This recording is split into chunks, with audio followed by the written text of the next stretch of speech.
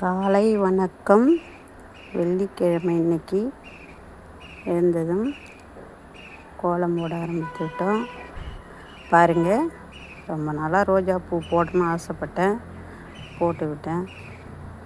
பிடிச்சிருக்குதா பாருங்கள்.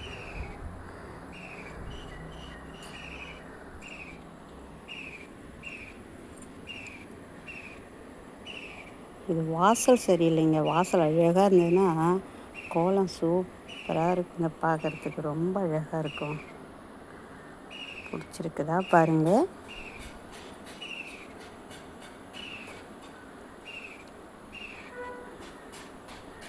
வேலை நிறைய இருந்தாலும் கோலத்தில் நான் நேரத்தை செலுத்துவேன்.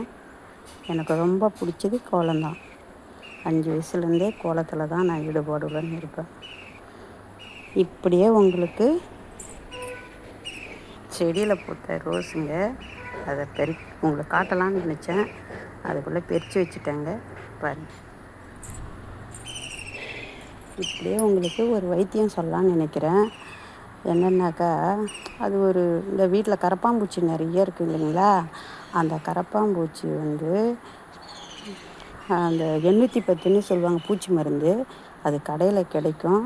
அதை வாங்கி இரவில் தூங்கும்போது எல்லா இடத்துலையும் போட்டு விட்டுருங்க. அப்போ அந்த கரப்பாம்பூச்சிலாம் வெளியில் தலைகீழ இறந்து கிடக்கும். எல்லாமே இறந்துடும். நீங்கள் பயப்படவே தேவையில்லை. இதை ஃபாலோ பண்ணுங்க. இது ரொம்ப உங்களுக்கு ஒரு முக்கியமாக உங்களுக்கு தேவையானது. ஏன்னா கரப்பாம்பூச்சி கடிச்சிட்டாலே நிறைய கருப்பாக ரொம்ப அரிப்பு ஏற்படும். அதனால் அதை இருக்கக்கூடாது. 810ன்னு கேளுங்க, கிடைக்கும்.